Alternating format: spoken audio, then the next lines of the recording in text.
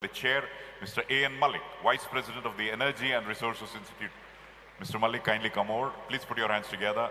We also have with us during the session, Ms. Michelle Burns, the Executive Vice President of Global Coffee, Social Impact and Sustainability, Starbucks.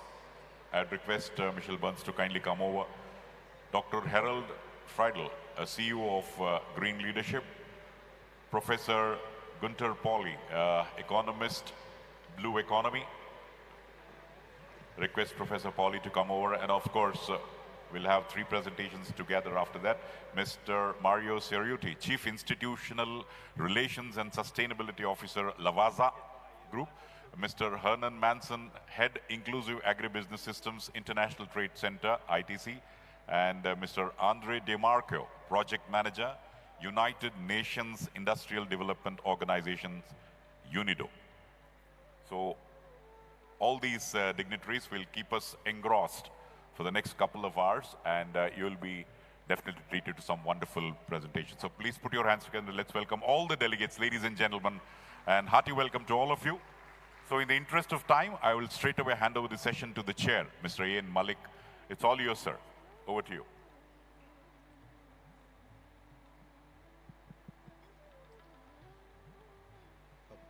Hello. Hello. Hello. Hello.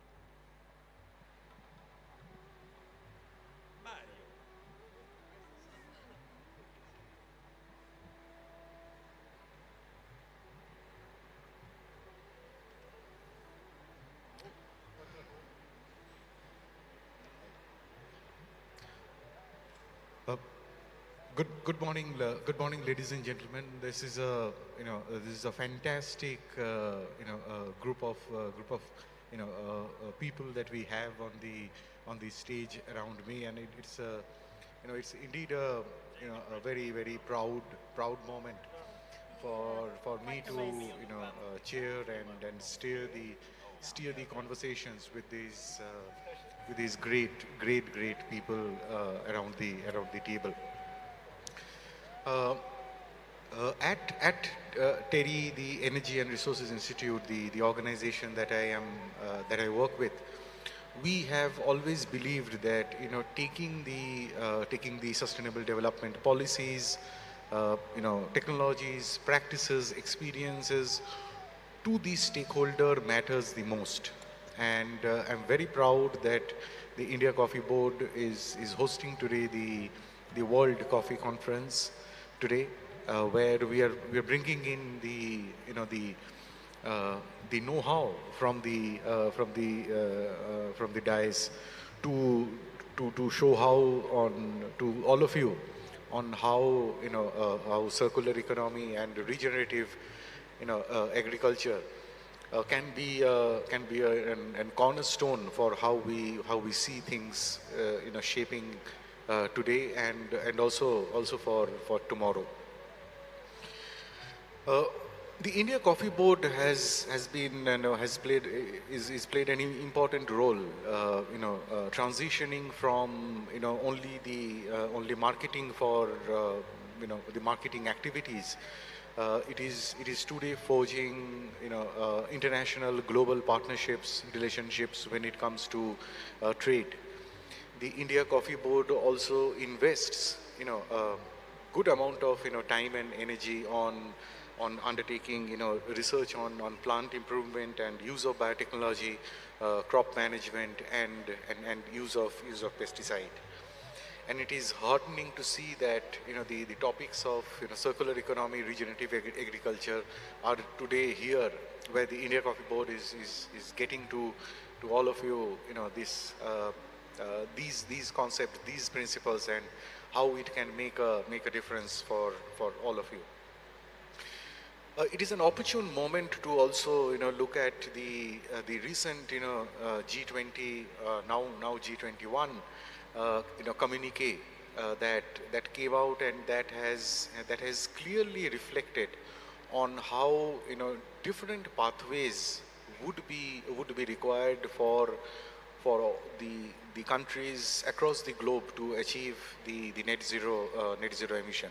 and it is not a one size fits all, but it will depend on the domestic conditions. It will depend on the development trajectory that each of the country represents. And I would strongly believe that post this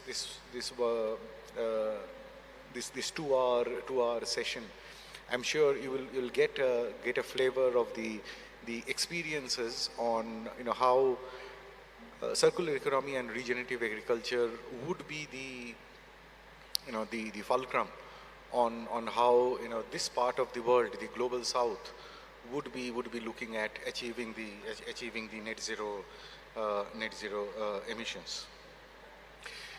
Land management is a crucial factor when it comes to achieving India's national priorities as well as the international commitments. There are a set of sustainable development goals, right from SDG 1 on no poverty, looking at improved incomes and building resilience for the vulnerable people. SDG 2 for improving agricultural yields and food security. SDG 6 on enhancing water table and protect and restore water-related ecosystems. SDG 12 on sustainable consumption and production, where we are looking at promoting equitable land rights and use of land resources. SDG 13 on climate action, on driving low emission farm practices, and SDG 15 on life on land, on ensuring conservation of terrestrial ecosystem. In addition to that, there are two nationally determined contributions under the Paris Agreement. The one where 33% reduction of emission intensity, and the other of creating 2.5 billion metric tons of CO2 equivalent tune of carbon sinks. Land use strategies should be recognized with the interlinkages that it has on the multiple co-benefit areas: the human development, the climate change, as well as ecology conservation. For the Indian coffee sector, this becomes very central to the growth agenda for how the sector would be in the days to come. We all know that the agriculture contributes 24% of the total GHG emissions, and equally important is that 29% of India's land are degraded land. These numbers highlight the steep challenge that the agriculture sector faces in the country. There is scientific evidence that it would take around anywhere between 500 to 1,000 years for the topsoil to be rebuilt, and where we have seen abundance evidence that the soil erosion would lead to malpractices from the agriculture farming. It is important to also note that doubling the farmer's income could be undone by this growing ecological poverty. The Indian smallholder farmers constitute around 86% of the farmers in the country, with an average land holding of 1.8 hectares. They are vulnerable, and the panel today would also talk about how some of the expertise, the knowledge, the experiences can be brought out for the benefit of the Indian small coffee growers. Regenerative agricultural practices is a holistic and sustainable approach to farming and land management that focuses on restoring and improving the health of the ecosystem, soil, and biodiversity. Mainly the regenerative practices would include zero tillage, enhanced biodiversity, minimized chemical inputs, climate resilient varieties, integration of farming with livestock, increasing the water use efficiency, and utilizing the carbon that is sequestered, and thereafter look at opportunities to gain carbon financing. We have with us a stellar group of speakers who would share their perspectives, their experiences with all of you, with a single converging point on how some of these principles can be beneficial. What are the kind of mechanisms that enables risk taking when it comes to implementing some of these new concepts. To begin with, I have the pleasure of inviting Ms. Michelle Burns. She is the Executive Vice President of Global Coffee Social Impact and Sustainability at Starbucks.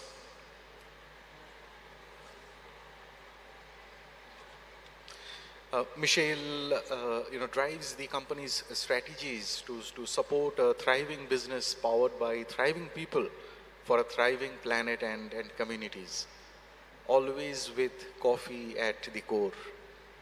She leads a global team of industry experts responsible for sourcing, developing, and roasting coffee, advancing coffee R&D, and innovative farming practices.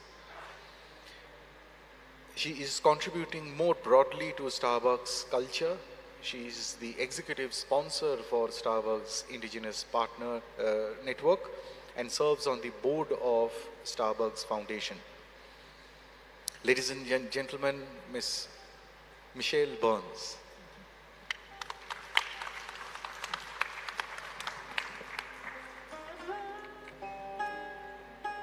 Good morning. Can you hear me? Great. And if I may ask for some assistance, I don't believe I have a clicker.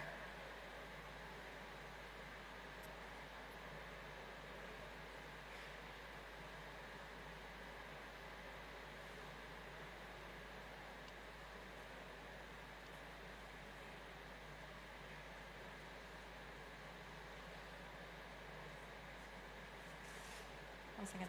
How's everyone doing today? Great.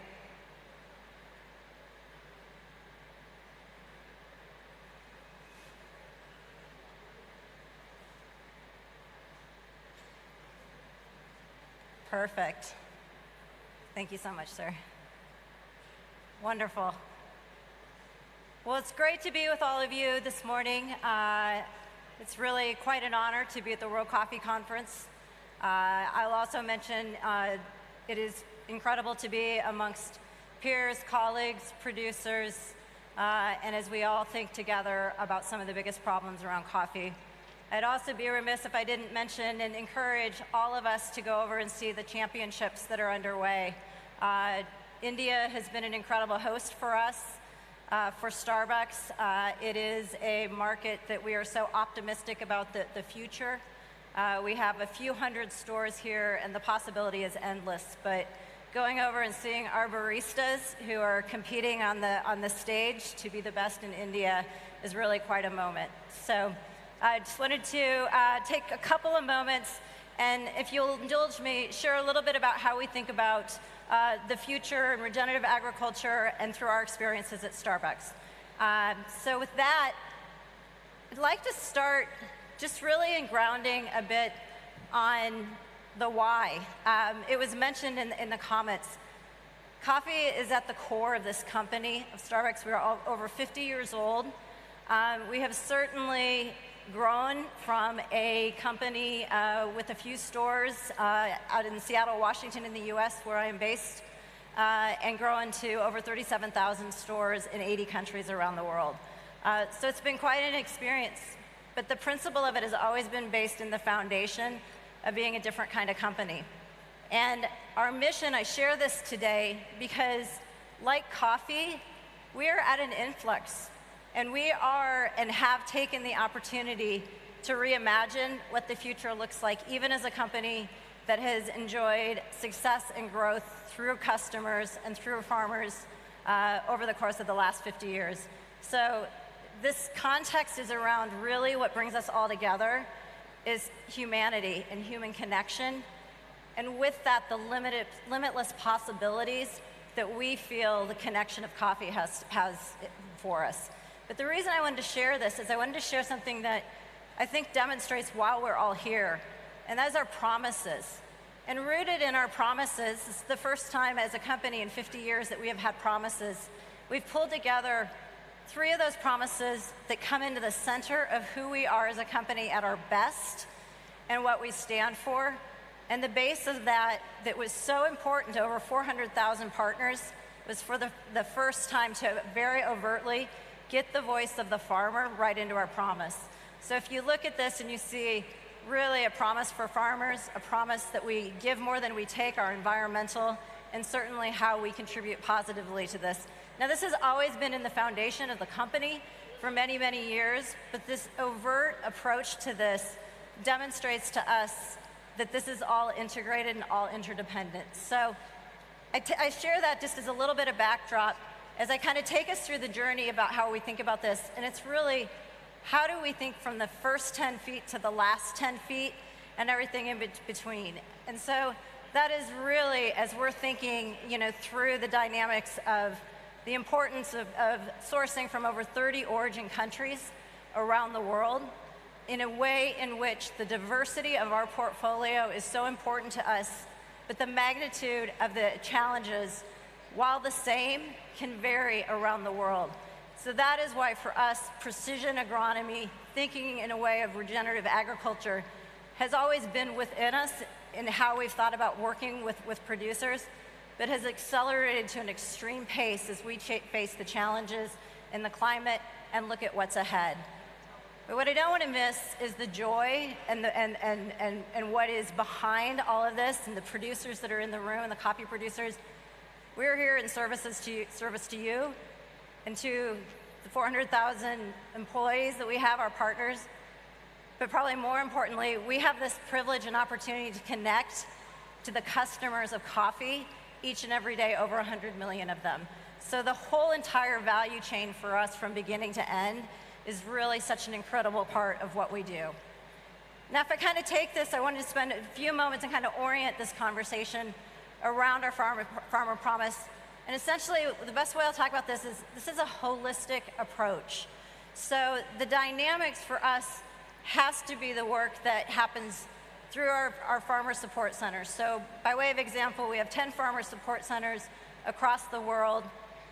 And the reason that we have that is so that we are there with best practices, working in and out with farmers every day, and taking that approach for how we can scale. We know the greatest opportunity for us sits in the soil with the fertilizer, sits in the management of the waste, and these 2 areas of component really just continue to centralize to us as we think broadly on the agronomy side, but it doesn't stop there. Now, many of you may know we have, for over 25 years, run CAFE practices, Coffee and Farmer Equity, as our program of how we approach working with the over 400,000 farmers around the world. Partnership has been with us from the beginning, in partnership with Conservation International in designing this program. This has been the baseline and continues to be the future for us. Built on over 200 different indexes of criteria that are in it. Really what's important is it's focused on 4 areas. 1, economic transparency. 2, quality. 3, the environment. And 4, the social aspects. Now, we're all talking about that today and in the environment in the current world. 25 years ago, that was much less of a conversation. So when I talk about this magnitude of being integrated and working in this manner, we know ethical sourcing, specialty coffee in the Arabica sector will be critical to us. But again, how we carry that and what is the work that we do in partnership with farmers. And so we know it's more, it's income diversification, examples for us when we are looking and seeing secondary income, biodiversity and the benefits of that in these environments, research and development. The whole mix of this is not one piece. It has to have quality as the underlying layer, but it unequivocally has to have the regenerative agriculture in that basis that we can scale to allow all of us to prosper. The reason we do this is no surprise for any and all of us, right? Better farming practices equals better productivity and takes us toward that path of better farmer and producer incomes. So we stay committed to that as we continue to grow. Only sourcing 3% of the world's coffee, we know the importance that our work doesn't happen alone. It has to happen in partnership. So over time, we have always looked in a way to say where and how can we be part of the solution together. And it only can happen in that way that we think about all of the different partnerships that are there, whether it be helping in something like our Global Farmer Fund, which is a $100 million fund that we have in place to get small loans into farmers' hands through our partners at Root Capital doing a lot of that work for us. The point again being, none of these are one stop, one solution. It's the holistic aspect of all that we do that we find so critically important and at the baseline of everything when we talk about both the regeneration and certainly as we talk about the need and the opportunity for a circular economy. Now, I'd be remiss if I didn't sort of talk about the magnitude of coffee at our core. There's a reason it's the very first thing in the company. We are not a beverage company, we are a Starbucks coffee company.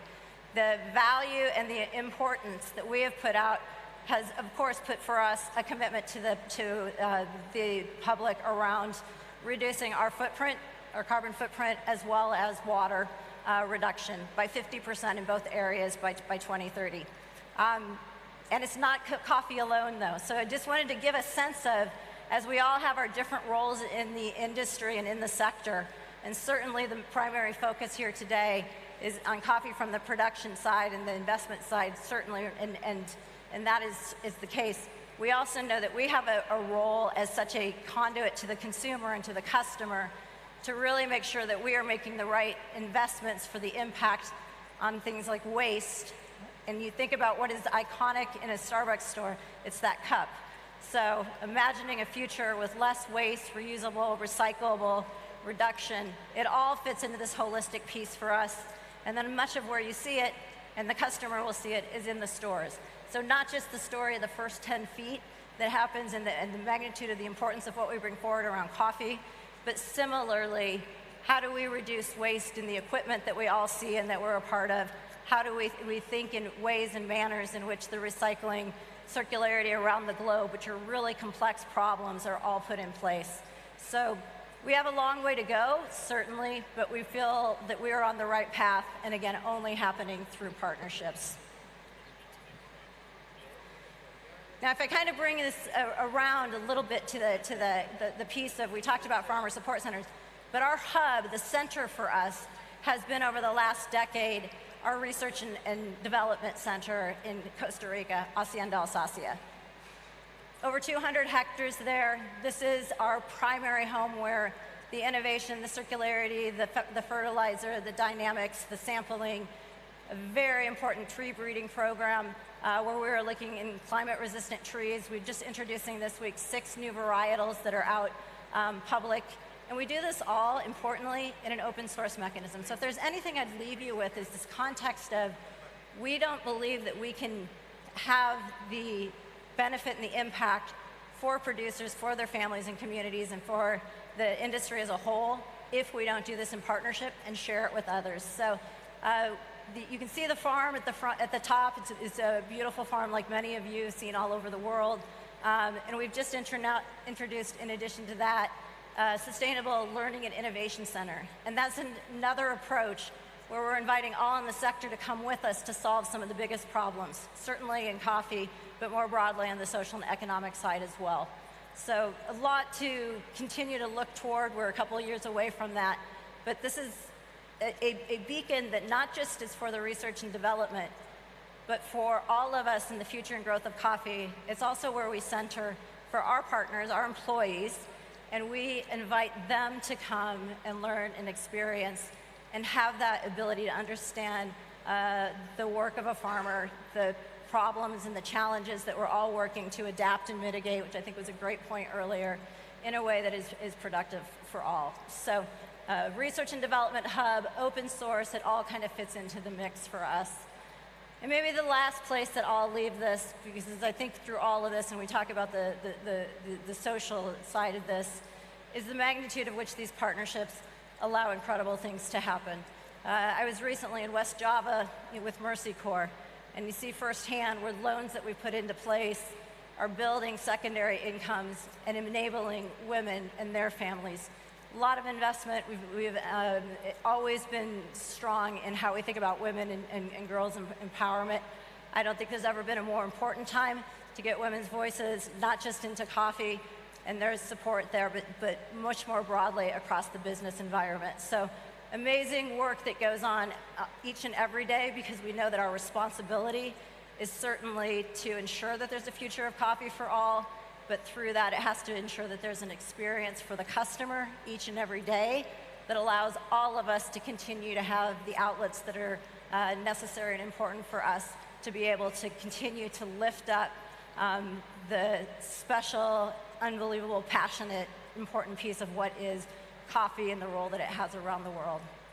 So with that, I would just like to say thank you so much. We've hit on a few of the different areas in which we have put our approach in. But if I leave you with something, it's just that importance that these aren't one solutions. This is a holistic, open source environment for all of us to continue to consider and be a part of the future. So thank you.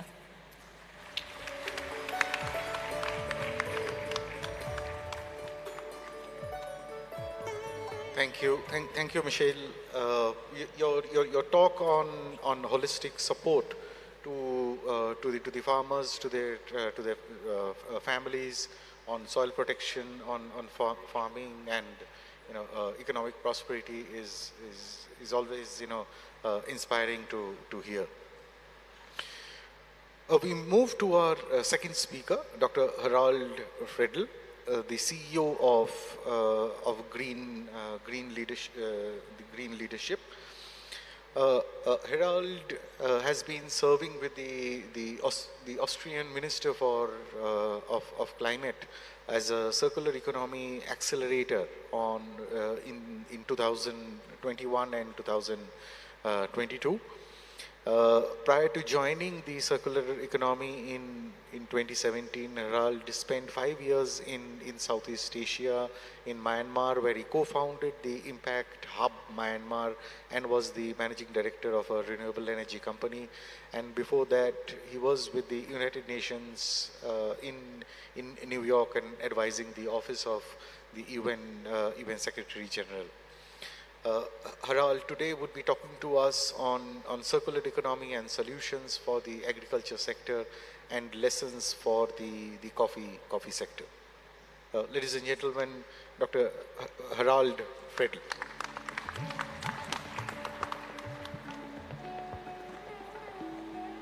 Thank you so much, Chair.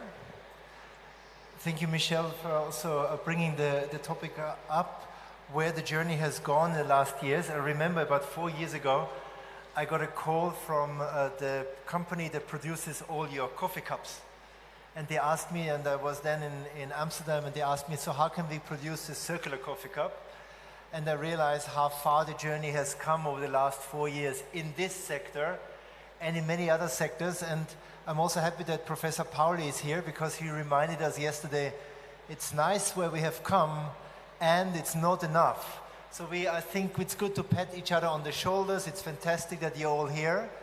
And the only way, I think, how we can be accountable to each other and say we have made a successful conference is to say we are all embarking on action around circular economy and regeneration. So good morning to all of you.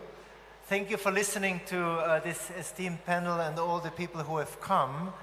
And I invite you to really collaborate on solutions for the future together. And I was thinking about the minister, Her Excellency, who was standing here yesterday, and giving a flamboyant speech about Green India and what the government is doing. And I think I wish sometimes a minister in Europe will be as passionately speaking about the circular economy and regeneration. And he was talking, and I've written it down for myself, about the concept you have here in India about Fenty Hui coffee. I hope I pronounced this correctly. And he said it's when you start to mix the milk with the coffee powder together, and then something beautiful appears and you really can enjoy then the product of a new mix. And I thought it's a bit symbolic what I hope this conference is, that you mix up new ideas, that you come up with new partnerships and new allies. It's a piece of knowledge that I'm going to bring back to Europe and where I'm working, so we can make a lot of new alchemy happen and new collaborations that can inspire a new future. And I think we need actually alchemization and some miracles so we can still make the turn towards a better future. I have put on the slide here at the beginning, we did a research a couple of years ago how circular actually is the world economy, or most countries. And the shocking figure that came up was the world is only 7% circular, which means if you are an eternal positivist or an activist like myself, we have more than 90% room to improve. 90% is the way or the amount of the resources we are wasting every single year. The interesting thing is the circular economy has become a new paradigm. Only last week I was discussing circular cement. It's now a very important paradigm in the cement industry. We're discussing circular cars, how we can bring circularity to bikes. I also discussed circular diapers last week. So how we can actually revolutionize the baby industry, the food industry, the garment industry, and why I chose to be somebody who tries to implement and focus on action in the circular economy. It is because we are going beyond the discussion of concepts and we are focusing on action. In the year 2023, if you take one thing away, the circular economy is giving you in your organization, in your company, in your city, in your region, or in your country, a very clear roadmap on how you can implement action. Let's not talk 80% and act 20%, but let's turn this around as a new paradigm for 2023 and beyond. Let's act 80% and chat 20%. So I have been doing this, as a esteemed chair said, as a circular economy ambassador for my own country. I have worked in many industries with hundreds of startups and business leaders, and always with a focus on driving action. This morning, we discussed with the global leaders of the industry on the private and public side, and it's something I've been writing about online, which became viral. Let's just understand what we are talking about. The linear economy is still what we are functioning in. It's still the scheme of work that many companies and countries are set up to work. But we are trying to move to the rest. Yes, a recycling industry in the coffee industry is super important, and I see when I read the reports of certain company strategies, that's always the first target and focus. Let's try to move from a linear model at least into recycling the waste that we are producing. And I applaud everybody who is doing this truly. It's not a judgment, but in this day and age, in this year 2023, we have to focus on the next step. We have to implement the next step, and this is a circular and regenerative paradigm. I find it amazing that the topic of this conference, of India as a host country of the ICO and with its partners, says we want to bring sustainability through circular economy and through regeneration. That's what we see when we enter this conference. These are big topics, and you're very brave. You have embarked them, you're a pioneer, but let's accelerate together. So a circular economy is embracing everything around collaboration, new business models, data to close loops, because we are trying to avoid waste altogether. Waste should be a word that we don't use anymore, but we use and focus on resources. Waste in that process can always be gold, an ingredient, a useful resource in a second process. You never know, you just have to find the right partner.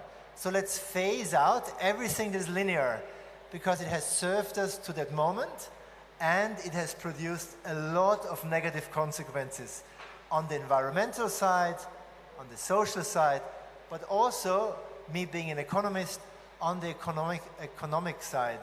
So we have, as Günther also said yesterday, we're losing out on a lot of potential. So the coffee industry would be well advised not to only look at how you can drink coffee, but how you can use coffee in all different ways. I told you you're not alone. Every industry I work with says we're in a very difficult time right now. And that's true, the coffee industry is facing a lot of challenges, and so is the cement industry, so is the aviation industry, so is the shipping industry, so is the metal industry, so is the chemical industry. It's the same story everywhere. And you have fantastic partners with ITC, with UNIDO, the UN agencies, all the civil society organizations and NGOs that are willing to engage with you on a pathway of change. And you know what I like about circularity? It's not about doing a little bit better or a little bit less bad. We want to do fundamentally better. And sustainability in circular economy is a very selfish choice. If we do that, you are future-proofing your company. That's why, and I'm putting up a couple of the headlines of the last weeks, companies in the cement sector, big CEOs say now circular economy is the biggest business opportunity of our times. Companies like Google are running accelerators specific for the circular economy. And what you hear out of Silicon Valley is that it has been the accelerator with the biggest interest of any accelerator Google has been running. There are African countries putting hundreds of millions of dollars now in making the circular economy a reality. And I know India has been very active about shaping a vision around that. So let's really shape that vision with the agenda, with the topics, and with the stakeholders that are already working on it here in the coffee sector. This is, and you will find it online, the impact ladder for circular economy. Because often we are faced and we are confronted, and experts ask us, what should we focus on? Is it recycling? Is it reducing the input? Or is it that we are using the materials at the longest time possible? And all of these strategies we need. All of them we need to reduce the negative impacts we have seen environmentally and socially, and to come up with the new paradigms for the future. Why? Because the system and the policies will change dramatically over the next years. I liked, and looking at the colleague from Eurobarometer that is sitting in the audience, who presented his facts last evening. The coffee sector is seeing a lot of growth. I was struck by the fact that there are as many coffee shops now in China than there are in India. And the coffee industry is an industry that has a lot of trust because people want to continue to invest in it. A research agency called Gartner says that 2029, which is only 5 to 6 years away, all supply chains globally will have to be circular. Why? Because policy-wise, the circular economy will be the only economy that is allowed. There will be no more policies that allows waste. As societies, we can't afford it anymore. So my advice, let's start now to embrace that concept fast. Let's enable and let's embrace the circular business models that we see upcoming everywhere. The fact that product as a service has been embraced and has been documented as a billion-dollar business opportunity should give us a lot of optimism that we can bring about the change. The sharing economy as a new paradigm for the new generation that is enabling a consumerism of the future. That we should truly design products that last for a long time and are trained and are there to be repaired, and definitely at the end of the life cycle not use any resource. As I said before, waste should be a word that we leave in the 2010s, that we should at least leave in the year 2022 and we don't use anymore. I was asked to present to you a couple of lessons learned of different sectors that have embarked on the journey of a circular economy. And I want to leave you in my last minutes of my time with 5 circular lessons that I think the coffee sector could learn and accelerate it with, not to repeat the mistakes we have seen in other sectors that was holding us back. 1, the circular economy is not a topic that you are burying in your sustainability team. In many C-level discussions, it has become a strategic conversation on how you run your company.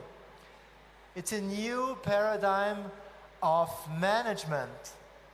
And if we are embracing it, and if, as a CEO said, you can include it and upgrade your operating system of your company and make it circular, 1 + 1 can become 7. How? By embracing not only financial gains, but by pricing in the social and the ecological and economic gains you are bringing to society. A lot of the possibilities will be created by new laws that will come and it will support the change. So, lesson learned, number 1, it is about bringing fundamental change in your company and into your business. And we have to look at this also visually as bringing a new vision forward so you can embrace the stakeholders into that topic. So stakeholder management, number 2, is the lesson learned that is necessary. Invest in stakeholder management. Number 3, if you are embracing the fact that there is no waste, you can unlock new values. We heard it yesterday, a coffee is not only there to drink. You can wear coffee, you can use it for pesticides, and the idea in your design company or in your design units of your companies and organization can be on how first you add value to your product. Here that's called the value hill. How you can avoid that the product is losing value after its first time of use. How I can use coffee as long as possible, how you can keep it at its highest value as long as possible. I like the challenge we were put to yesterday. Go beyond coffee as a drink, a starting point of how you design your products in the next years. Lesson number 4, embrace the new consumerism that is coming up. We heard yesterday there are going to be new products that will come to the market. Coffee will be part of them. How can you create with your new customers, with your young customers, with the new data that is available, the drinks of the future? How can better data serve us to close loops along the supply chain globally, in your company, in the country where you operate, and with the stakeholders that you are working with? And number 5, if the fashion industry can do it, circular hubs are now coming up and being established, for example, by Gucci in Italy or in Latin America, where the fashion industry is coming together and embracing together a new way of operating. Why can't the coffee industry do that? And I give you a little insight, because some of the key and big players came to us and said, we're talking about Zara, and we're talking about C&A, and we're talking about H&M, and they all said and acknowledged, we can't solve the problem alone. So our answer is would you be open to talk behind closed doors in a trusted place, how we can solve the root causes together? And finally, when we opened up a trusted conversation behind closed doors, we started to actually address the topics that we are aiming for solving and changing in a circular economy. So I invite you to embrace and think about a couple of these lessons learned, so we can bring accelerated change to the coffee industry that I believe can be truly spearheading the change we need to see around circularity and regeneration in the next years to come. Thank you so much. Thank you. Thank you, Harald, for igniting all our minds to say that waste is a term of yesterday, and to embrace embrace the circular business model, to translate our know-how to show how on how if the fashion industry can embrace circular hubs, so can the coffee sector. Having heard Harald talk about some of the lessons from the other sectors, and then looking at the implications on the coffee sector, we would now like to invite Mr. Mario Cerruti.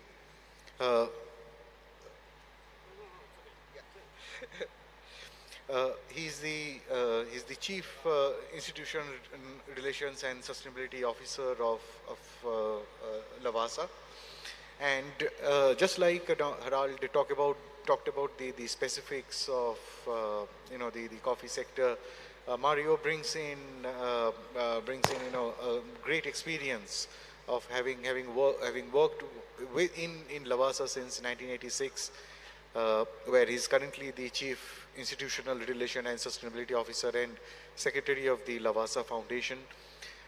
He has been the President of the European Coffee Federation from 2004 to 2007, and again for the second term, 2017 to 2020.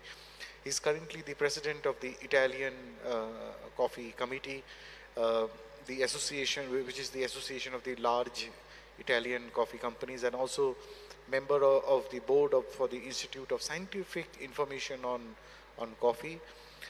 He is also a board member of the International Coffee Partners and World Coffee Research.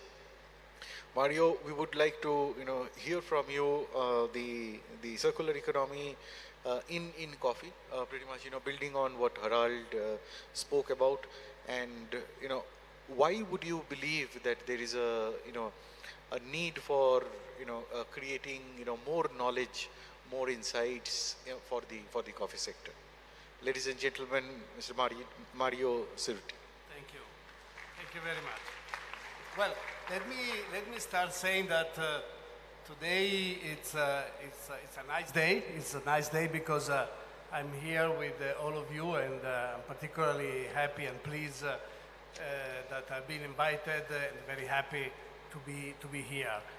I also would like to say that there is another very good reason for being happy, and the fact that our friend Gunther Pauli asked me to speak after, and to speak after him actually is almost a suicide. So thank you very much, Gunther, for changing the sequence. And of course you will hear from him very interesting things. But the reason we are here today is because we, together with some friends, and I will introduce them later, we are presenting an idea, an initiative, an activity that we just set up. It took a little bit of time to get organized, and we thought that this would be the perfect occasion to show you. The activity is called the Center for Circular Economy in Coffee, and the idea is to work, and I will explain you in some quick details in a second, to work in the intersection between two very important issues. One is coffee, of course, and we all depend from coffee in one way or the other one. At least I depend on coffee not only because I work for a coffee company, but because I like to drink coffee every day in a good quantity. And of course, the other good reason is because the circular economy, as already been said, is getting more and more important as a concept. And so the idea is basically to work in the intersection of these two areas. I don't know what is the director, but there should be a presentation if you would like to start, just to quickly guide our conversation. I don't, do we, oh, here it is, perfect, thank you very much. So, can we move? Here is just the presentation, Center for Circular Economy in Coffee, and you see, but we will explain a bit later, the starting partners, the founding partners involved. Can you, yes, this one? Yes. Okay, so I'm not really reading everything because you will have the presentation in the documentation, so if you have an interest you can go into additional details. But basically this is Torino, is our city, and is where the center is based. Okay, it sounds a bit silly to repeat in a naive way what has been said in a much more, let's say, in professional way, but basically the idea is really to move from linear to circular, which has, said, already been explained, but the idea is really to do something to accelerate this transition. The transition is going already, is in us, is in the business. It's maybe for 29 it will be 100% of our business, but the point is that is something that we already are experiencing every day more and more. And so the idea of this center is really to accelerate this movement. The activities that the center is going to do, they are basically these four areas that you see, but all of them in a way concentrate into one core idea that I'm going to explain you.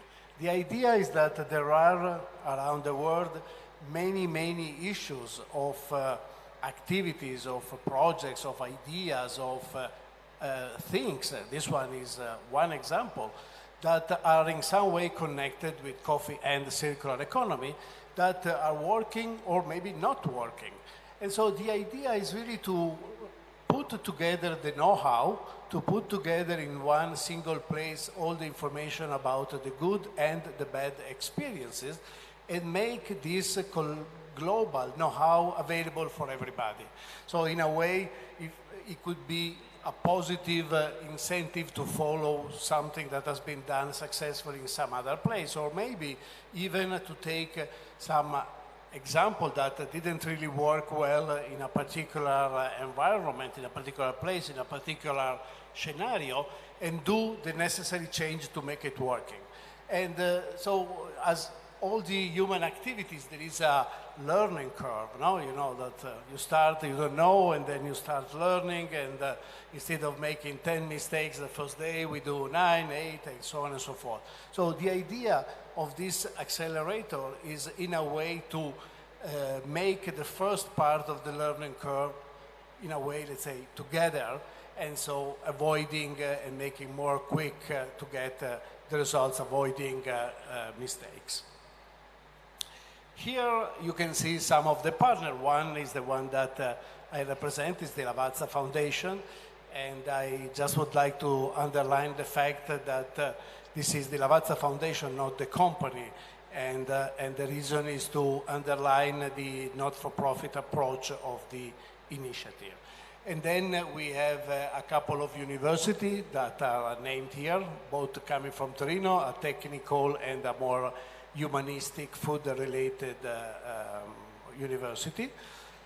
We have the International Coffee Organization, which is actually the, let's say, the big house where we all are.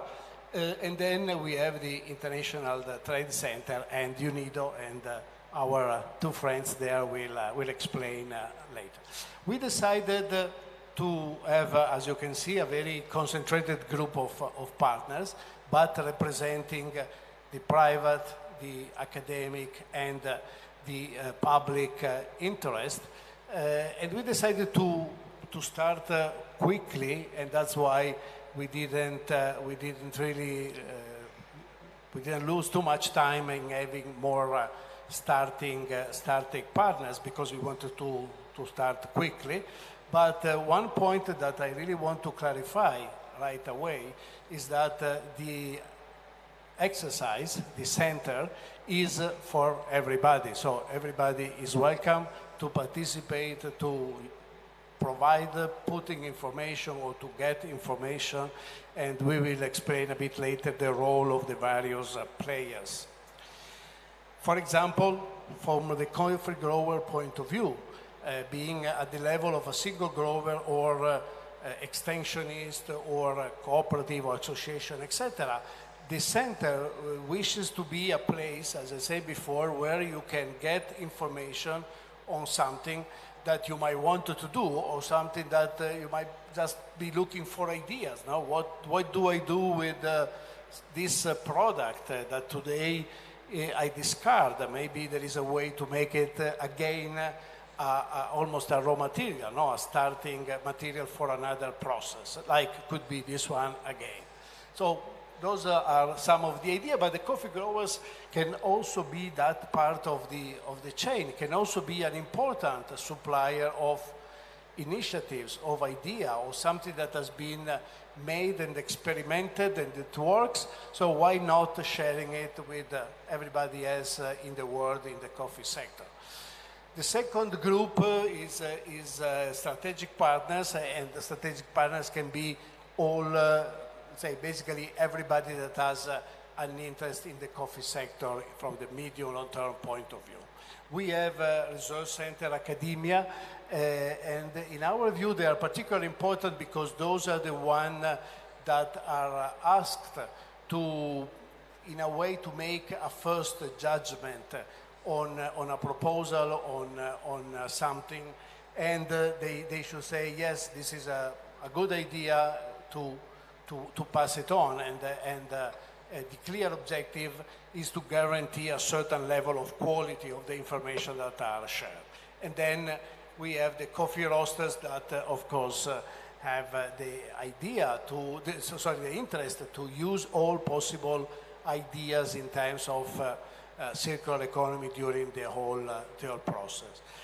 Here we didn't mention, but it's also very important, all the possible type of users, from the bar B2B owners to the normal housewives and family consumption people. Here is just a visual model how the platform will work. As you can see, we have in the big rounded cycle, we have indicated some of the major phases, but again, the idea is really the full value chain and logistic chain from the, basically I would say from the small plant, from the seeds up to the end when the final consumer has got the coffee from the beverage point of view, but then there are all the other possible uses. And every phase is basically kind of a tree, because for every step there are type of solutions and then single solution to enlarge. So as you can imagine, it's virtually an endless collection of points of issue, and each one can be developed depending on the type of issue we are talking about. Can be developed with video, with audio, with the numbers, with everything that is useful to be explained and adopted by the interested party. Here you can see, for example, clicking on one of those, you will get a card, and this is an example, for example, of using the coffee ask to build panels, to build houses. And this is one of the N possible solutions. There is another important use that we wanted to do of the center, and is basically to link together people, organization, subjects that have a product and somebody that may look for that product. So, for example, I do have coffee skin out of my roasting process, and so maybe I don't have any solution. I don't know what to do. I don't even want to do. I have other things to take care of. And so I can put the information that I am available to give this material or to sell it or whatever it is. And maybe somebody else is actually looking for that as a starting material for his own process. So a kind of, again, knowledge platform where the knowledge here is the availability or the request of a particular material in the coffee process. And then this is also one of the very important, let's say, developments is of the center is also to try to get some funds to develop projects in order to put in practice some of the learning, some of the best cases from the point of view of coffee and circular economy. One we quoted here, is already on its way, and is a project with UNIDO and partially funded by the Italian government to really develop a fully fledged project in order to apply the knowledge of the circularity and coffee point of view. With this, we basically finish, and this is really the dream that we have, is to reach that 99.9%. So don't even want to get the 100%. So that is enough. 99.5 is enough of circular economy in coffee. It's important that we all together have a similar dream in order to make it true. So that's why we say, okay, we have a dream, do we? And this is really the answer we should give all together to this question. Here is the slide with all the logos of the participant, and I would like on this slide to pass the microphone, the virtual microphone to Hernan of International Trade Center that will give you additional details. Thank you very much.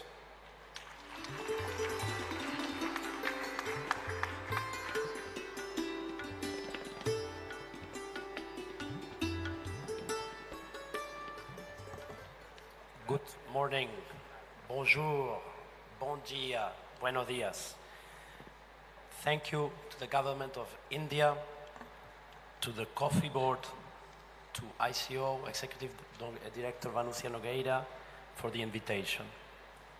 It is a pleasure for us, the International Trade Center, to be part of this forum, and we are very proud partners of the Center for Circular Economy, together with ICO, Lavazza Foundation, Politecnico di Milano, the Torino and UNIDO, universities, private sector, international organizations, producers, value chain operators, corporates, all working together. Now, I also want to thank the India Coffee Board for the invitation. Among you here today, there are 20 plus entrepreneurs from Africa and Brazil who actually were received by the Indian private sector, by the Coffee Board, and visited what is being implemented on the ground by the private sector. Circular economy in India, in practice, in the coffee growing areas, in the SMEs, and exchange. They also brought cases and best practices of what they are doing in their respective companies. And this, in a nutshell, is one of the important contributions and activities of the Center for Circular Economy. Entrepreneurs learning from entrepreneurs, sharing, seeing the business model, the business opportunity, replicating and adapting. So one of the panelists spoke about, let's talk less, let's act more. I think we are in this process, but we need to do it together. I also want to share that through the ITC and the different partners here today, there is a coffee network. Now, it has a reach of 10,000 stakeholders, and with ICO, we even have a reach of thousands and thousands and thousands more of stakeholders. Now, when we ask the question to the coffee network, do you know about circular economy? Do you apply circular economy? And there was a much more thorough survey with several questions attached to it. Only 34% of the respondents, again, SMEs, farmer organizations, private sector, policymakers, institutions, only 34% of the respondents said they had an idea, and even much less said they put it into practice. So this also clearly shows the need not only to share information, share practices. I like the point, Mario, what fails and what works, right? It is also very important to adapt. It's also very important to generate the business case so that the companies can actually see the business incentive, right? And when I say companies, I'm also talking about farm organizations, SMEs, at the origin, but also close to consumption, and they can actually pursue that business case. At the same time, the feedback we receive is that within the coffee industry, within the coffee value chain, and we heard from FAO yesterday, but we also hear from the producer organizations, there is still cases of food insecurity, not across all areas and countries, but across some of the segments that are actually in coffee production. And we need to acknowledge that. We also hear that there is a need for additional incomes, profit. We hear that there is a quest and a need to add value. And again, I refer to a lot of the colleagues here from Africa, Latin America, the Caribbean, the Pacific. Value addition and income diversification with coffee and also with associated business products and crops is an opportunity. And finally, we also hear about climate change, adapting, making front to that, mitigating the impact. And of course, we hear, and this is a message that comes very strongly, about being more efficient and lowering the cost of production in coffee. Circular economy, the kind of activity that we are sharing and that you have already implemented, many of you are doing this in your companies, in your value chain, is an opportunity to achieve all of those. Food security, additional incomes, value addition, more efficient collaboration, and of course, efficient coffee industry that works for all. And this is why, as the ITC, we partner with all of you, and this is why we are here today. I also want to make emphasis to the fact that we can talk here, but behind each of the different products, ideas, innovations, there is an entrepreneur there is a taxpayer that is actually providing funds through the tax so that we can provide and promote and partner for development. I want to show something that comes from West Africa, from Ghana. This is a coffee roaster that is working with several hundreds of coffee farmers. Yes, you hear it right, in Ghana with Robusta. And they are doing, additionally to their coffee business, for the local market, for the export market, coffee detox scrub, cosmetics, right? And you must say, oh, this is a very simple product, how do we scale? But I would say, this is a very good start. This is a way of additional incomes of using byproducts of coffee. And I invite you to interact with the different entrepreneurs here present, because they are already doing, they're not waiting for the center. They're not waiting for us in development. They are already doing all of this. The question is how we partner, all of us, to provide scale, so that it's not 1 or 10 companies, but the thousands of companies that come up with these products. SMEs, farmers, agripreneurs are essential. Youth, in particular, plays a key role, and we must also look into this as one of the activities of the center. Now, it is not enough, right? And here comes also the need for public sector. Policies are extremely important, and we have here a lot of very good examples from the different governments, but also the European Union. Policies are really important to promote and incentivize the adoption of circular economy.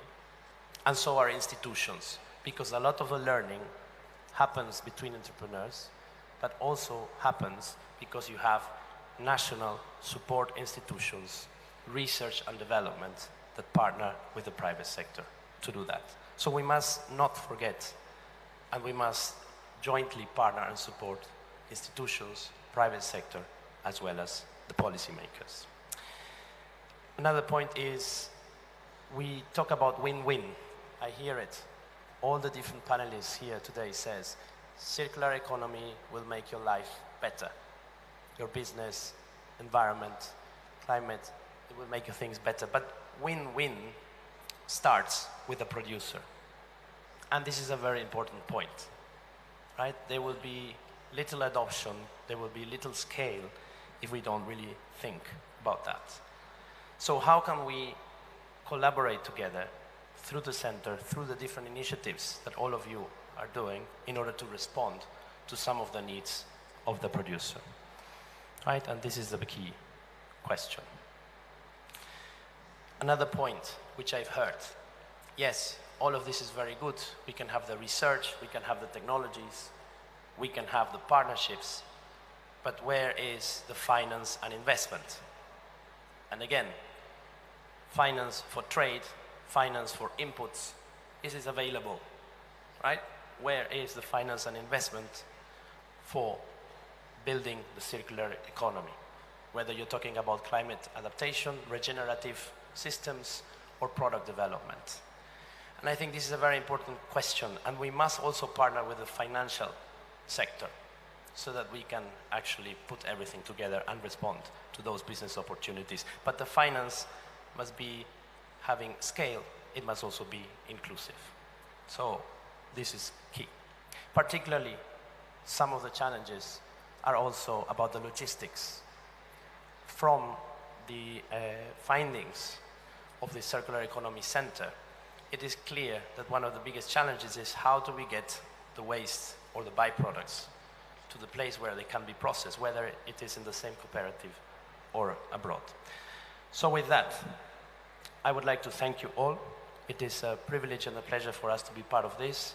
I would also like to thank our partners and donors, the European Union, the ACP Secretariat being present here today, that have made possible the participation of the entrepreneurs from Africa, Brazil, Latin America, and the sharing with India. Thank you very much, ladies and gentlemen. Thank you.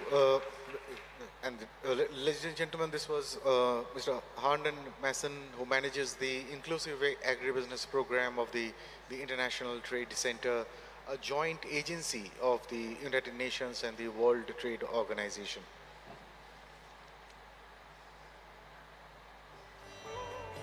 We'll from the center's perspective, we will have Mr. Andre DeMarco. He's the project manager representing UNIDO. He currently manages the UNIDO's technical assistance projects in the African continent for agro value chain development with a specialization on the coffee sector. He is shaping public-private partnership programs as part of the UNIDO partnership manager. He also works for a number of international public and private stakeholders. Andre, ladies and gentlemen. Thank you. Thank you very much, Chairman. Ladies and gentlemen, distinguished guests, first of all, allow me to thank all of you and the WCC organizers for enabling such an intense dialogue around circular economy. UNIDO's strategies in response to climate breakdown is maximizing synergies with partners engaged in other priority areas such as energy, agribusiness development, and food security. But biodiversity and regeneration, of course, and naturally, circular economy. An economy achieving full circularity is an ideal. It enables stakeholders to aim high when setting their visions, priorities, and strategies for activating circular practices within their industries and societies for a better future. UNIDO defines a circular economy as an industrial economy that routes materials, parts, and products back into use several times and creates more value and less waste. It is an alternative in which value is maintained for as long as possible. Products are designed to last, and the generation of waste is minimized. For a business and a value chain perspective, the circular economy is not only environmentally and socially beneficial, but it is also economic beneficial. It also provides multiple economic opportunities. UNIDO is a champion within the UN system in piloting technical cooperation programs in circular economy. Many UNIDO projects already address various building blocks of a circular economy.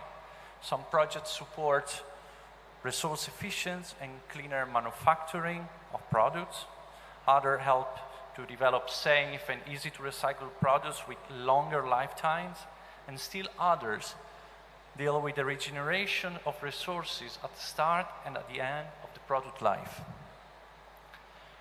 Ladies and gentlemen, UNIDO sees innovation as a key to progress towards circularity through an integrated approach based on technology transfer and capacity building, access to finance and impact investments, and climate resilience and regenerative practices. But how to do that? In this context, UNIDO encourages multi-stakeholders engagements and public-private partnerships. UNIDO strongly believes that public-private partnerships are conducive to coffee value chain integration, especially to engine innovative solutions for implementing the 2030 development agenda. UNIDO works in partnership to improve sustainable value chain operations and build a circular economy. So today, UNIDO has merged private sector action and government support within its initiative, showing strong complementarity. In this context, the Center for Circular Economy in Coffee is a clear example of this public-private partnership potential. UNIDO is proud to be part of the alliance for the establishment of this center. For UNIDO, the center does not represent a platform for information sharing only. It represents the real engine for the definition of future technical cooperation projects. In this context, and thanks to the financial supports provided by the Italian Ministry of Foreign Affairs and Development Cooperation, UNIDO has immediately translated this initiative into concrete action by providing the center with the necessary resources and expertise to start up technical programs in pilot countries. The project will also allow the center to create an international knowledge network aimed at promoting sustainable coffee supply chain and circularity to a public-private partnership approach.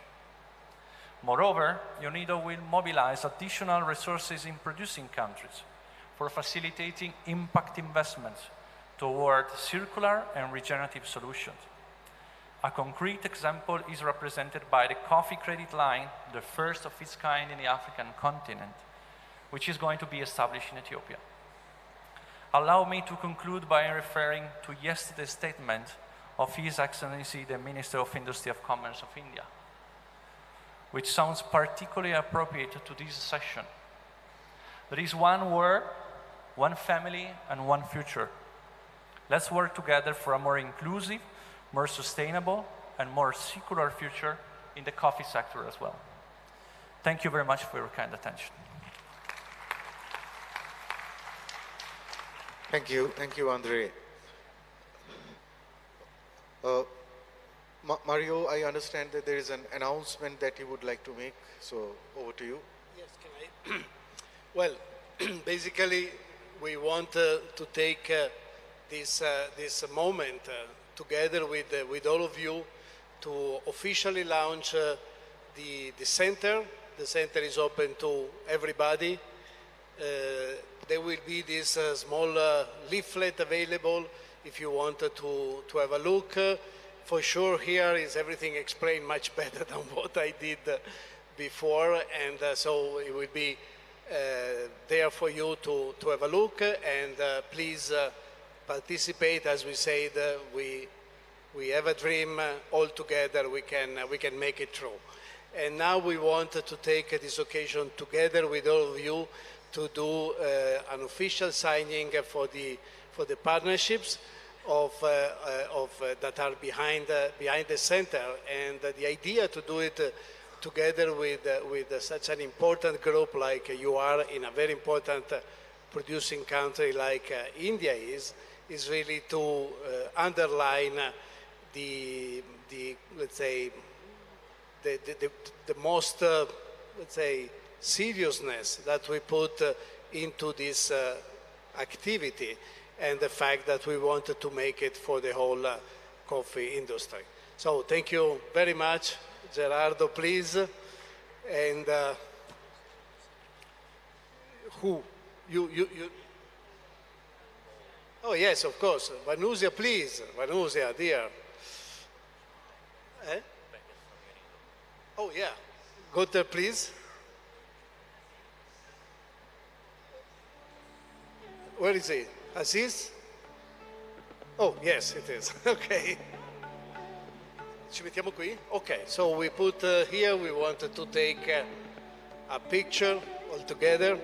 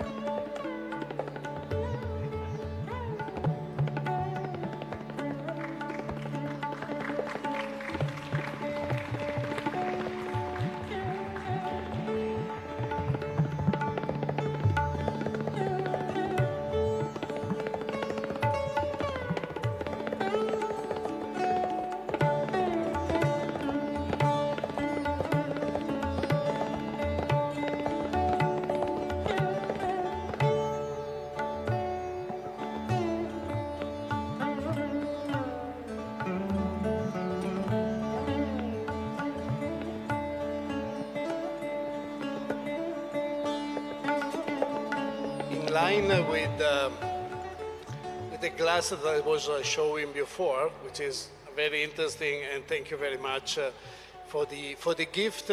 I just want to underline that the paper that we printed, this one is paper with coffee residual, so it's an example of circularity. And since we are waiting, should I?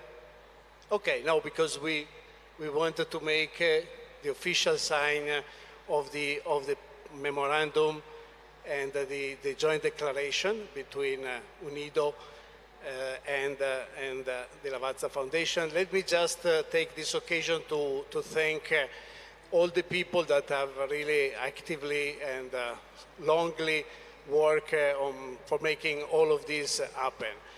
So thank you for all of you. Thank you, Dario. Thank you, Catherine. Well, everybody, sorry for not mentioning all of you. I will forget somebody, so I better not to take this risk. Okay. Yeah, at this juncture, I would like to call upon Mr. Gerardo, Head of Operations of ICO. Kindly come over, sir. Mr. Gerardo, please put your hands together for Mr. Gerardo.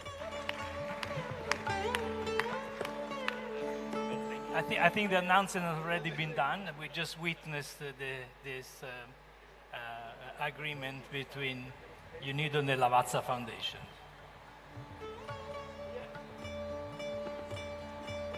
A lot of things are happening in Bangalore.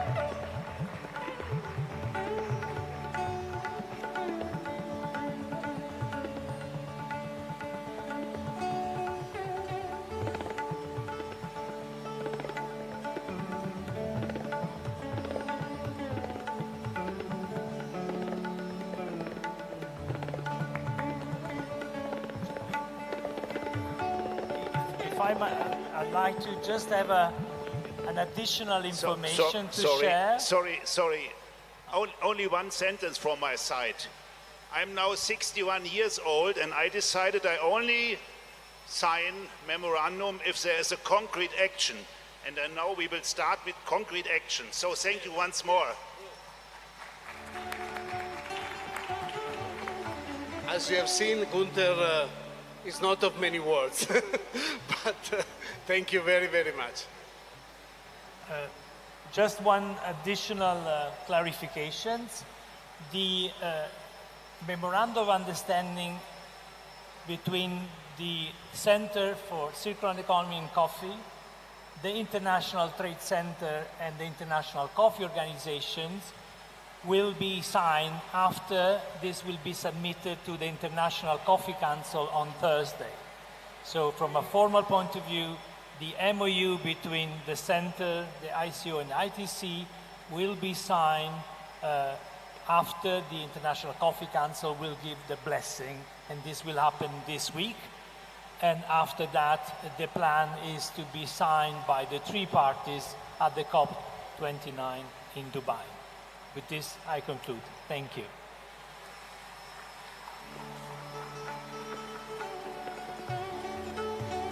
Thank you, and that's great, and exciting news, new developments that have happened as part of the World Coffee Conference that all of us are so proud about. We saved the best for the last, and just like we heard about how the Center for circular economy in coffee would engage with academia, with the private sector, with the public sector, with global stakeholders. you know, it does, you know, as part of its, you know, formative years, and as it grows, the sphere of influence, the inform and engage, you know, would be, you know, would be things that all of us would be participating and experiencing. I take this moment to introduce to our, you know, to the brightest star today on the stage, Professor Gunter Pauli. And before, you know, many of these things began, and he has been an ambassador that would deal with skeptics every now and then. Very early in the 80s, during a major economic crisis, he led a think tank to identify high growth sector service companies in Europe. In 1990s, he created a think tank to prepare for the Kyoto Protocol after building and operating the first green factory that applied the zero emissions concept, popularly known as ZERI. Professor Pauli also set out to accelerate the solutions that he describes in his landmark book, The Blue Economy, a Club of Rome report translated into more than 50 languages. You know, all of us have known, have heard Professor Pauli, talk about how biomimicry, how 3D farming can revolutionize the way we think, act, eat, and do things. Ladies and gentlemen, Professor Gunter Pauli.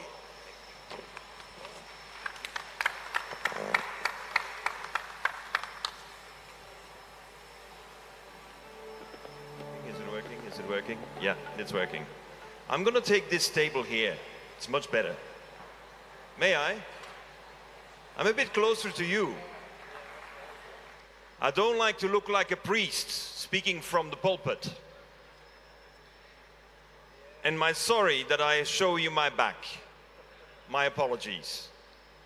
You know what I like about the center that was just set up is that the decision making was very fast. Why was the decision making fast? Because the organization that is really leading it is Lavazza, and Lavazza is a family company. Families decide. And I know that the strong leadership in Lavazza is Francesca Lavazza. Francesca, who's leading your branding, your marketing. And what we need is not only decisions, we need decisions that are executed. But before we're looking at the execution, ladies and gentlemen, take a step back and look at the philosophy and look at the reality. The only species living on Earth capable of making waste is the human species. We're the only ones who are so smart we can make something no one wants. Come on. I mean, this is absolutely ridiculous. We're supposed to be the intelligent one, and we're actually generating waste. We're generating so much waste that we have to have dedicated companies who do nothing but dealing with waste. In nature, no one is capable of producing something no one else wants. Impossible. So we need to revisit our intelligence, because clearly it is not up to the expectations of what you deserve to be called the living species. I have called the human species the Homo non-sapiens. We don't know what we're doing. And therefore we get stuck with waste. To me, it is very important that a second word is added, and that is ethics. I saw it coming up in the screen, ethics. And thank you for mentioning the word, Michelle. Ethics is key, because we are not applying ethics today. There is too much greenwashing, too much blah, blah, blah, blah. Too many beautiful pictures and nothing real behind. In 1988, when I proposed that the standard is 0 emissions, that standard is the same logic as 0 accidents. You cannot permit a few accidents per year, we all agree. Management has to focus on 0 accidents now. But when it comes to 0 emissions, we're talking about net zero in 2050. That's not serious. I'm sorry. When you know the Earth is going through a terrible climate change, and we're going to commit ourselves in 27 years, that is lack of ethics. Let me give you a comparison. Imagine that I am a thief. I'm stealing.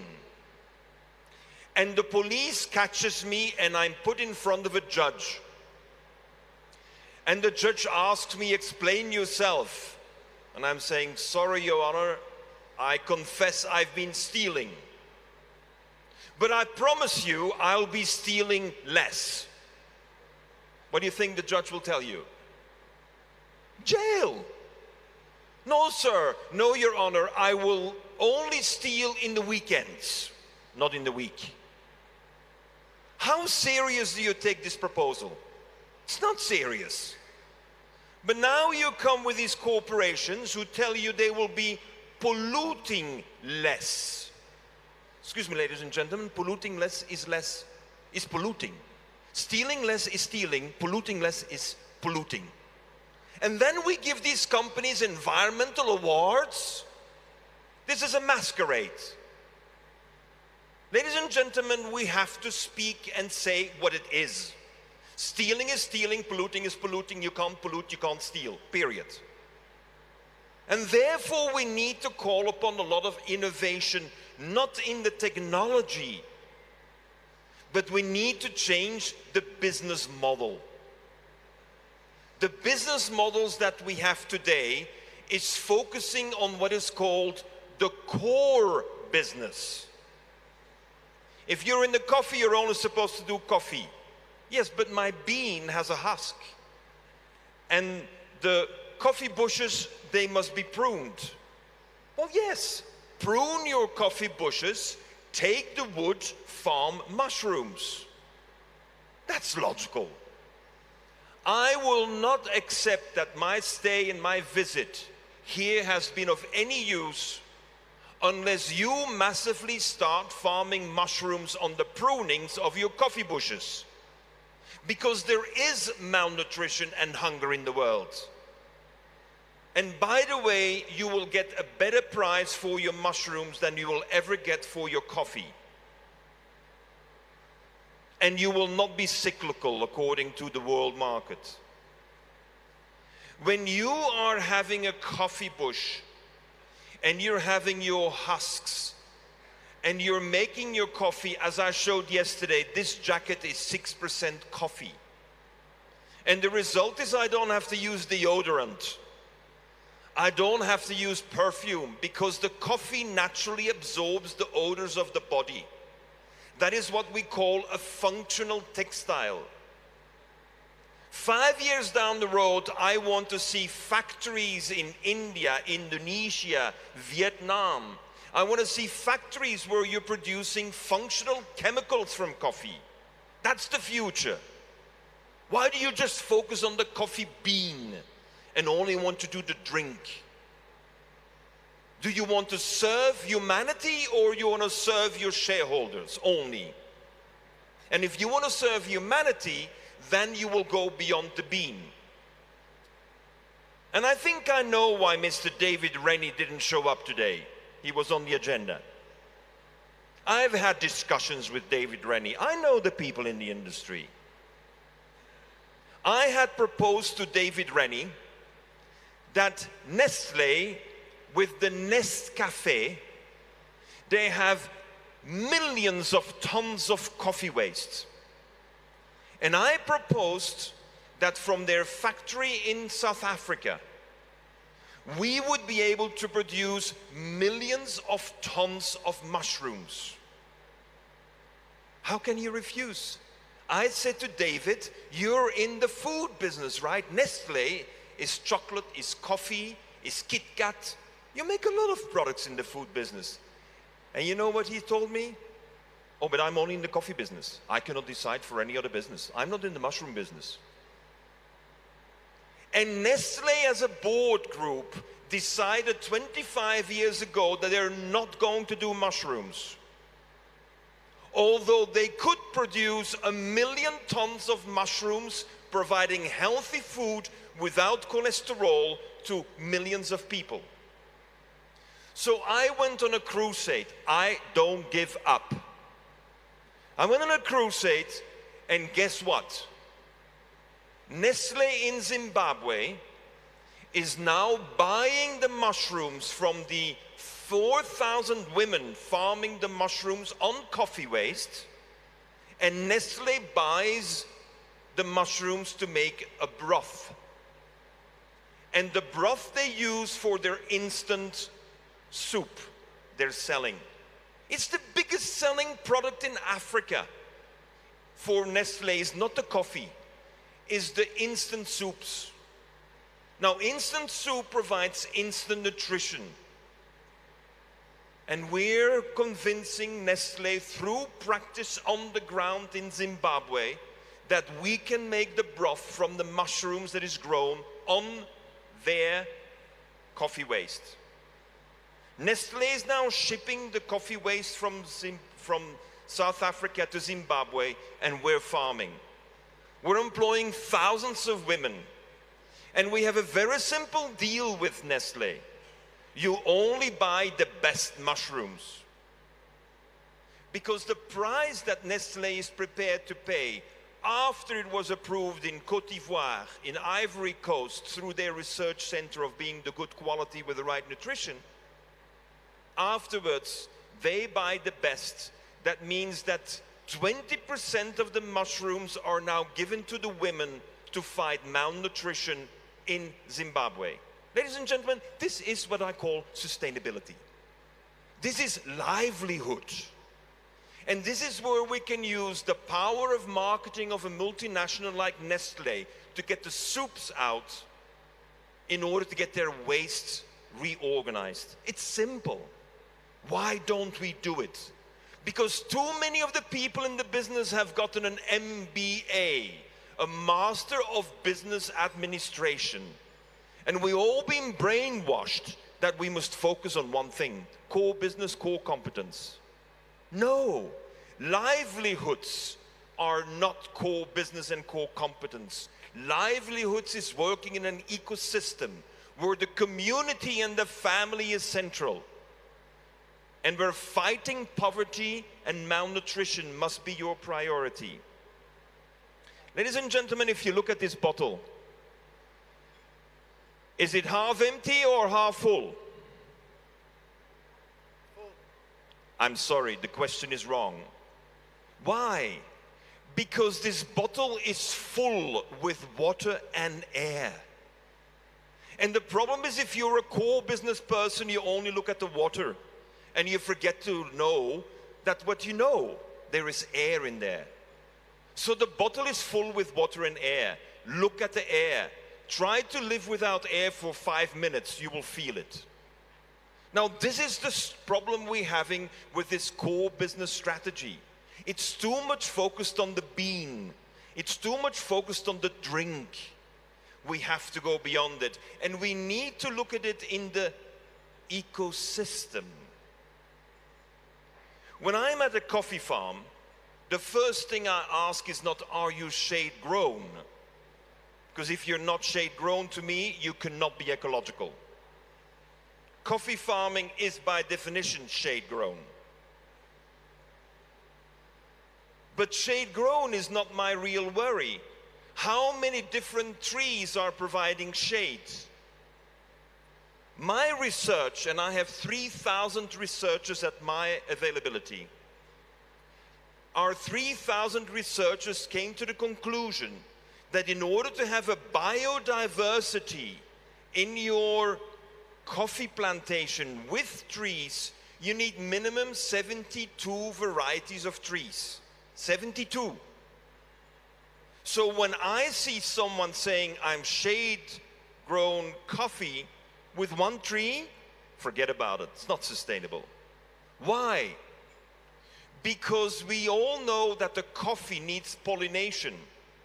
And the pollination depends on the bees. And the bees in a monoculture of one type of tree with one type of coffee, with only 2 bloomings per year, the bees cannot thrive. Ladies and gentlemen, the bees is an integral part of the ecosystem. So when I'm in Latin America, I work only with the melipona. You know the melipona? The stingless bees, the tiny bees. The melipona is the tiny bee that doesn't sting. You can take the queen and put her in your pocket. She will travel with you, like the Incas did, like the Tairona did in Colombia, like the Kogi still do today. What happened to this little bee? Well, we had these MBAs who were calculating the efficiency of the melipona. The melipona also lives here in India. It's the Gane. Indians, you know the Gane? The Gano? You know you have them here as well. Why have they been eliminated? Because there is an obsession with productivity. And we look at productivity of the bees in the beehive. And the melipona is a small bee in small beehives, only producing 200, 300 grams of honey per year. But if you would calculate the productivity of the honey for the weight of the bee, it's the most productive bee in the world. Only we use the wrong statistics to prove the point. We're saying the beehive needs to have 20 kilograms, and I'm saying the little bee produces more honey. Now for meliponas, which is part of the biodiversity, which dramatically increase pollination, which we know increases your harvests, therefore you need to have 72 different trees in your forests. If you don't have them, the melipona can't survive. So your biodiversity helps you to have higher productivity. And instead of calculating your income per hectare, how many bags per hectare, stop calculating with a false yardstick. Calculate the total volume you can generate of revenues by having this biodiversity. Third point that I would like to raise is water. We know that an increasing number of coffee farms have to irrigate. That is not normal. Coffee is always very successful in regions where there is sufficient water for the coffee bush. Either you have taken a genetic variety that is not adapted to the ecosystem, and therefore you force it on the ecosystem by adding the water and the fertilizer. Or you study the varieties of coffee that are adapted to your ecosystem, and then you will have to perhaps supplement your water provision of the ecosystem by going into a partnership with a plant that is ideal to grow with coffee. And that plant is a grass, and that grass is called bamboo, la guadua. On my coffee farm, when I purchased the farm, I was told that we're drying out the land and therefore the farm was available for a penny. No more water. The cost of installation irrigation is too high. I refused to have an irrigation system because that means I'm stealing water from someone else. I don't do that. Ethically not defended. But what I did is the most steepest part of my land where the harvesting of the coffee is difficult, there I planted bamboo. And within 3 years, I have my own creek. Because bamboo brings water to the ecosystem. This is not a magic of the gods. This is by design of the ecosystem. Bamboo decreases the temperature on the land by at least 10 degrees. That's why the tigers like to sleep in bamboo, because it's cooler. Bamboo gives this incredible opportunity to reserve 10% of your coffee land to bamboo. Then you have abundance of water, clean water, produced on your farmland. And if you're a smallholder, you work together with 4, 5, 7 farmers. My piece of land was only 4.5 hectares, enough to create my own creek with my own bamboo, giving water all year round. Ladies and gentlemen, this is sustainability.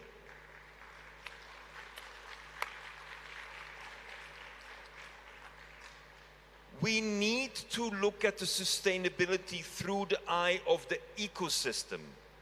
When I mentioned about the garment and the coffee in here, that's a functional chemical. For that, you need nearly a national policy.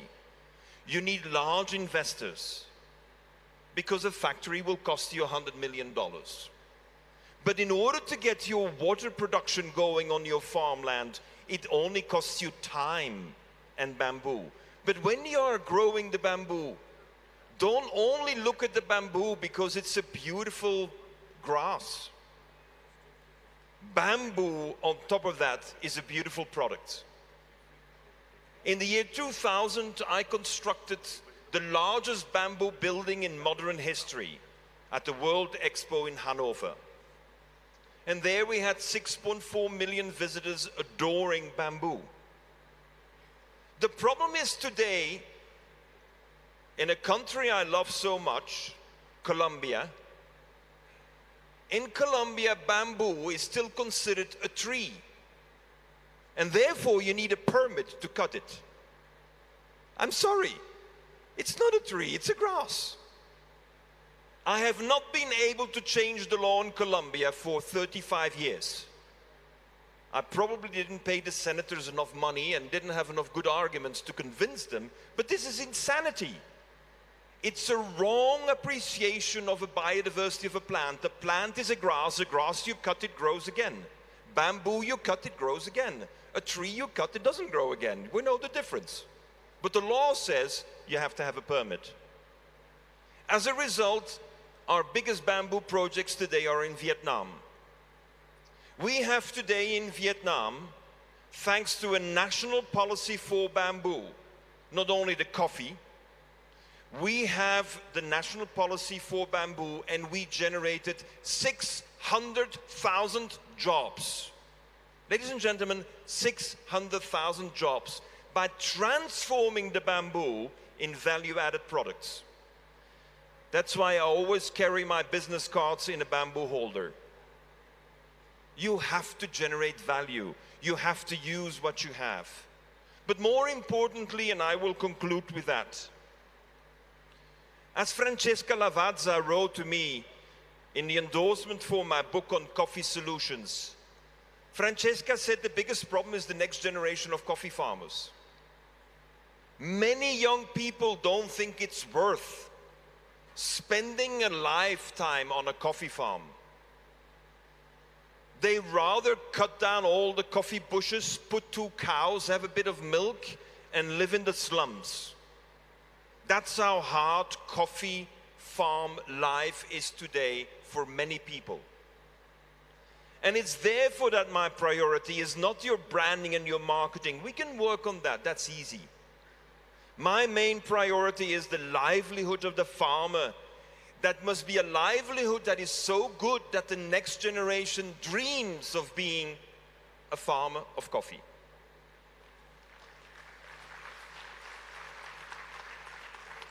And that coffee farmer will be doing bamboo.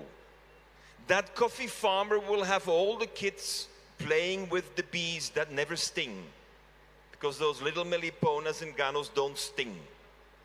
They only bite you and you hardly feel it. We will be a coffee farm where the farmers work together and they have massive mushroom production. And the waste of the mushrooms will be used to feed the chickens.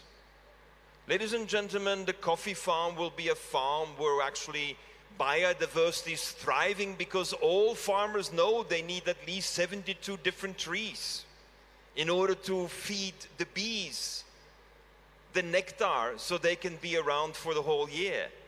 So their pollination levels go up dramatically. Ladies and gentlemen, it will also be a farm where will be drones used.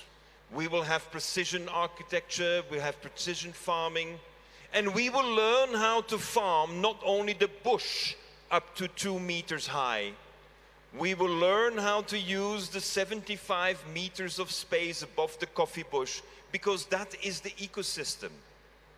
It's a 3D farming. It's not per hectare, it's per volume around, because when you have coffee, you have an ecosystem.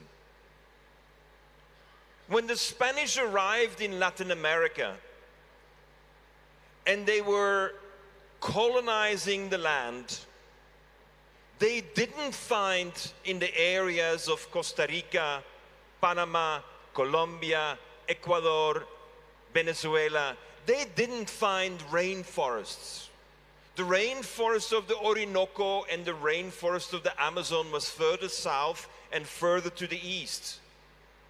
The Colombian highlands, the Ecuadorian and the Peruvian highlands were bamboo forests. Ladies and gentlemen, the Spanish came and they saw something they had never seen so massive before. But what they realized is that the bamboo left a tremendously fertile soil.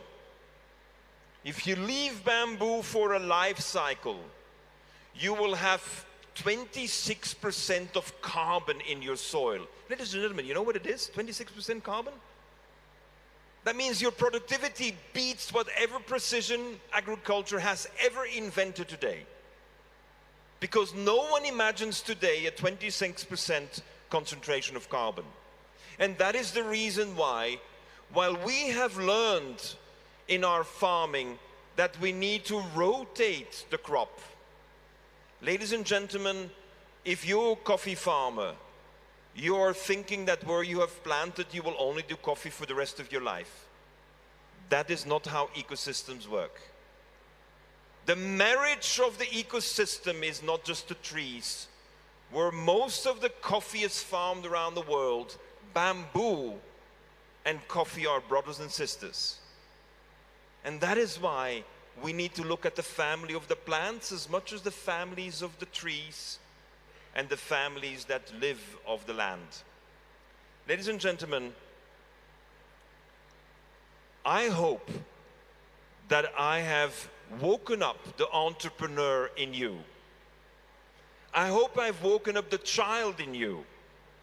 Because a child, when it starts to play, doesn't say, let me write a business plan. Let me do the schedule for the day. A child thinks about it and feels that it's time to play. And even if the child doesn't have the tools, the child will still play. It'll invent the tools. Coffee is at that stage. If you do more of the same of what we've been doing for the past 250 years, I wish you good luck. I'm not going to be there. If you're ready to become an ecosystem entrepreneur, generate value and think about the livelihood both of the families and the plants and the insects, then I'll be with you. Thank you very much. Thank you. Thank you, Professor Pauli. As always, a mesmerizing, mesmerizing session. Good enough to, inspire all of us, not just for, our own good, but also for the next generation. We have had a fantastic, set of speakers, and we have done, good justice to the time. We have a lunch break following this, where we will get an opportunity to interact with all the speakers. It has been a pleasure and an excitement for me to host such a diverse panel.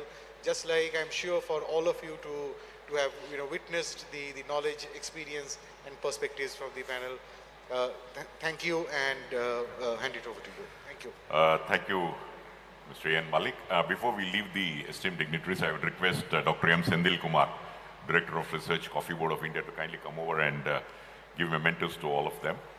All of you are heading towards lunch. Please note that there will be one session here at 2:30. There's another session at the seminar hall, and registered workshop delegates will have the session at the workshop hall 1. I would request Dr. Sendil to kindly give a memento to Mr. Ian Malik, the chair of this particular session.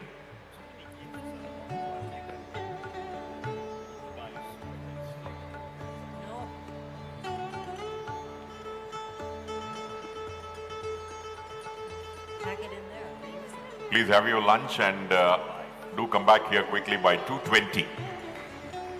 Or rather, 1:20. Yeah, the session will start at 2:30. I would request Dr. Sendil Kumar to kindly give a memento to Ms. Michelle Burns. Kindly come forward, ma'am. Kindly come forward. Yeah.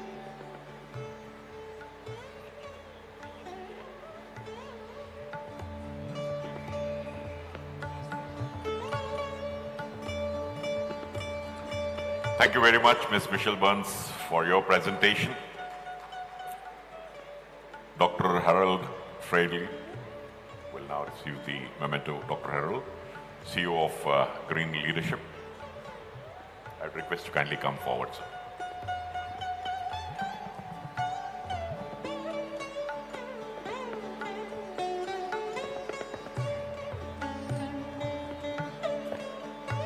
Thank you very much, sir, for your presentation.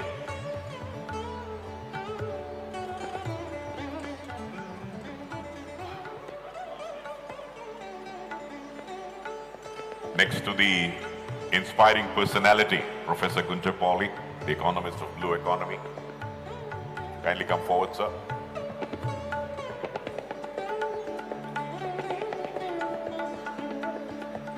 Tremendous amount of inspiration instilled in the minds of all of them.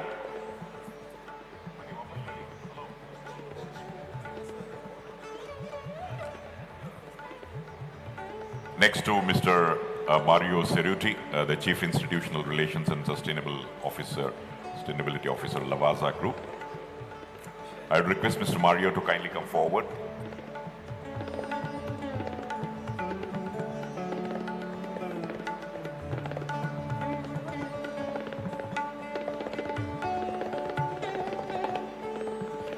Also to Mr.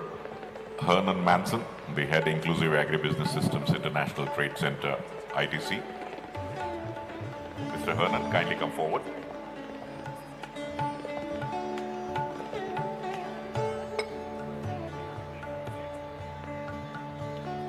And also finally to Mr. Andrea Di Marco, Project Manager, United Nations Industrial Development Organization, UNIDO.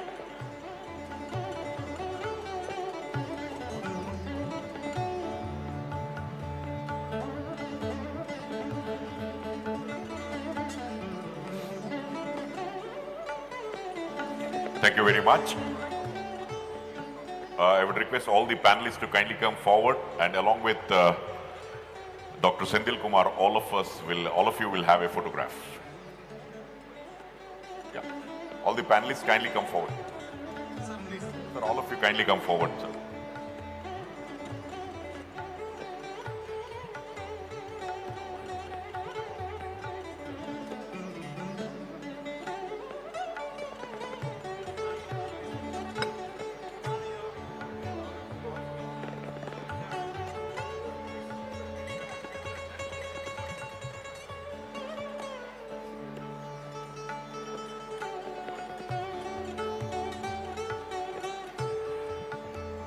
Well, ladies and gentlemen, as the photograph is being taken, please note that in the same hall, we have a session on financing mechanisms and opportunities for the coffee sector. And those who are interested in this session, coffee quality and specialty coffees, can move to Seminar Hall 1. The display boards are very, very clear. And in case of any difficulty, you can always talk to our colleagues from the event partner, Active.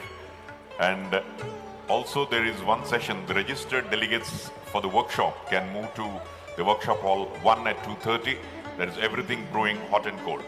So enjoy your lunch and do head towards the hall which you are supposed to go at 2:20, 2:25, so that we'll start the session at 2:30. Thank you very much. Have a great time.